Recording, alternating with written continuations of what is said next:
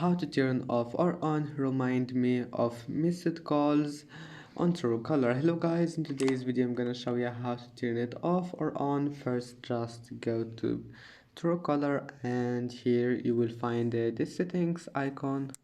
Click on you will find your profile, click on it and then click the settings icon, and here click this one calling.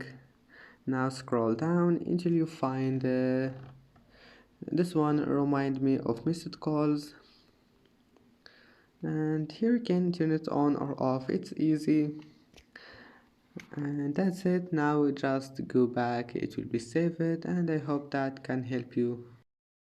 And that's it for today's video. If you like this video, please don't forget to like and don't forget to subscribe, and thank you for watching this video until the end, and see you in the next video.